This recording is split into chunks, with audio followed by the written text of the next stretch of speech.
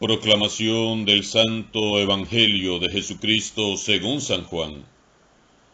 En aquel tiempo Jesús dijo a sus discípulos: Cuando venga el Consolador que yo les enviaré a ustedes de parte del Padre, el Espíritu de verdad que procede del Padre, Él dará testimonio de mí, y ustedes también darán testimonio, pues desde el principio han estado conmigo. Les he hablado de estas cosas para que su fe no tropiece. Los expulsarán de las sinagogas y hasta llegará un tiempo cuando el que les dé muerte creerá dar culto a Dios. Esto lo harán porque no nos han conocido ni al Padre ni a mí. Les he hablado de estas cosas para que, cuando llegue la hora de su cumplimiento, recuerden que ya se lo había predicho yo. Palabra del Señor. Iniciamos la sexta semana de Pascua con gran gozo y esperanza, porque se va acercando ya la gran fiesta de Pentecostés, donde sin duda todos los que queramos y nos dispongamos, seremos llenos una vez más del Espíritu Santo. En la primera lectura de hoy, leemos cómo Pablo continúa su viaje misionero. Es que era incansable este muchacho. Dice San Lucas: zarpamos de Troade, navegamos a Samotracia, al día siguiente hacia Neápolis y de ahí a Filipos. Notamos hoy que el relato de los Hechos de los Apóstoles comienza a ser narrado ya en primera persona y no en tercera persona, como se había hecho hasta ahora. Entonces, dice San Lucas, zarpamos, nos quedamos, nos sentamos, hablamos. Esto ocurre porque Pablo en este viaje se encontró con Lucas, un convertido de Antioquía, un médico muy estimado, a quien embarcó en su aventura misionera. En adelante, Lucas será su compañero de viaje y el confidente directo de Pablo. Lucas, por lo tanto, se involucra de lleno en la misión evangelizadora de San Pablo a partir de este momento. En este pasaje de hoy se nos revela cómo Pablo, el gran misionero de Cristo, llevado por el Espíritu Santo, incursiona en lo que hoy es Europa. Todos los que hemos recibido la fe desde el continente europeo somos cristianos, porque un día Pablo llegó a la playa de Neápolis en el Mediterráneo, en lo que hoy conocemos como Grecia. Imagínense ustedes, la aventura misionera comenzó en Jerusalén, junto al Gólgota y una tumba vacía, para luego irse extendiendo como fuego por Judea, Samaria, Antioquía, luego por Asia Menor, y ahora llega a Europa, y de Europa para el mundo entero. Y así se ha ido extendiendo por más de 20 siglos, llegando a multitudes de pueblos y naciones para la gloria de Dios. Pero, hermanos y hermanas, aún hay mucho que hacer. La misión continúa. La iglesia que antes era, ya no es. Se nos han descristianizado los pueblos. Es hora de retomar nuestra misión. Oremos con fe para que el Espíritu Santo nos encienda y nos levante como discípulos enamorados de Cristo, y que como San Pablo nos tomemos ya en serio la misión que Jesús nos ha encomendado. Hay muchas personas a quienes no se les ha comunicado la buena noticia del Evangelio y están ahí muy cerca de donde estás en este momento, Nuestros jóvenes están siendo bombardeados por toda clase de ideologías nefastas, llevándolos a la confusión y el vacío. ¿Quién va a ir a anunciarles a ellos las buenas nuevas de Jesús? Ser cristianos es abrazar con amor la misión que Jesús nos encomendó. Y este no es un asunto exclusivo del Papa, los obispos, sacerdotes, religiosos y religiosas. Este es un compromiso de todos los bautizados. Yo los invito, hermanos y hermanas, todos, sacerdotes, religiosos, religiosas y laicos, a salir a compartir el Evangelio, la buena noticia de Dios con los vecinos, los amigos, los compañeros de trabajo o de estudio, y también a ir a buscar a los amados del Señor Jesús, a los más necesitados, los marginados y los olvidados, para anunciarles que Jesús está vivo y que Dios les ama. Compartamos todos el mensaje que San Pablo nos compartió. Hagamos que el Evangelio de Jesús llegue a todo lugar. San Lucas dice que Pablo se instala en Filipos, capital de Macedonia. Será pronto esta la primera comunidad cristiana europea, a la que Pablo luego dirigirá su epístola a los filipenses, que frecuentemente leemos en la Santa Misa. Dice San Lucas que un sábado, ellos salieron de la ciudad y se fueron a las orillas del río. Hallaron un pequeño grupo de mujeres que se reunía afuera, a la salida de la ciudad, a orillas de un río, para orar. Pablo sale a encontrarse con ellas y entabla conversación, y aprovechando la ocasión les anuncia el Evangelio.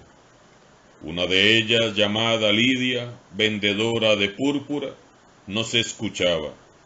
El Señor le tocó el corazón para que aceptara el mensaje de Pablo. Veamos cómo Pablo se adapta a las circunstancias que iba encontrando. Un día predicaba en la sinagoga, otro día en la cárcel, en la plaza, y ahora junto a un río, donde fuera. Si lo echaban de un sitio, se iba a otro. Si lo aceptaban, se quedaba hasta consolidar la comunidad, pero siempre anunciando a Cristo Jesús. Pablo no era como algunos cristianos, que cuando algo sale mal, se van desilusionados, heridos, enojados, y no vuelven a la iglesia. No, nada de eso. Pablo no era así.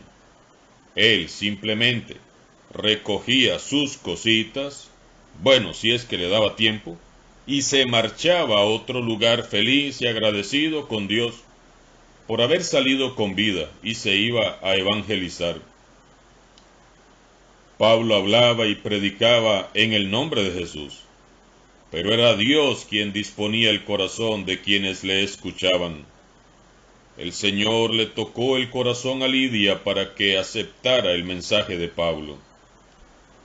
Lidia es la primera europea que acepta a Jesús como Salvador. Ella es una decidida empresaria vendedora de telas que, tras escuchar la buena noticia del Evangelio, pide el bautismo y hasta ofrece la hospitalidad de su casa a los misioneros.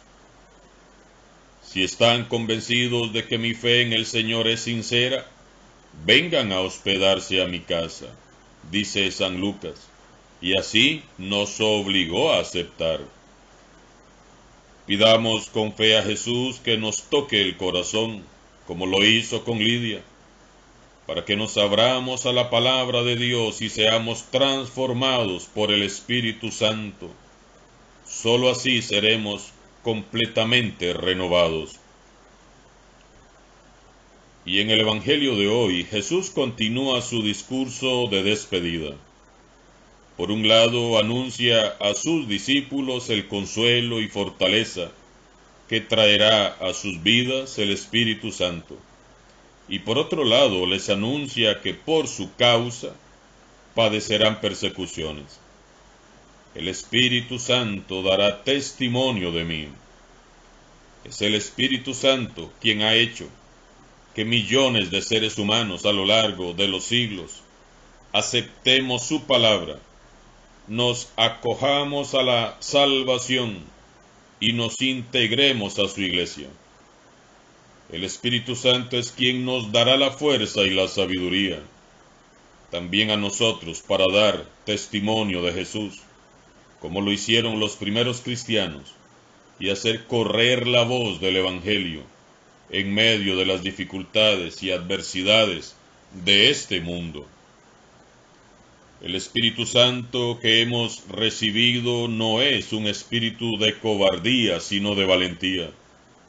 No podemos, por lo tanto, dejarnos acobardar ante las persecuciones, por las críticas, las calumnias o incluso las amenazas de muerte. Los expulsarán de las sinagogas y hasta llegará un tiempo cuando el que les dé muerte creerá dar culto a Dios. Jesús les anuncia a sus discípulos que serán marginados por las autoridades religiosas, que dicen ser los representantes de Dios e intérpretes de su voluntad. Y les anuncia que no solo los marginarán, sino que llegarán incluso a encarcelarlos, torturarlos y darles muerte. Hoy más que nunca, muchos calumnian, persiguen, hieren, maltratan, expulsan de sus territorios a los cristianos, tiran por el suelo las buenas obras. Y tal como Jesús lo anunció, ellos, los perseguidores, creen que están haciendo lo correcto y que hasta están dando culto a Dios. Bendito sea Dios.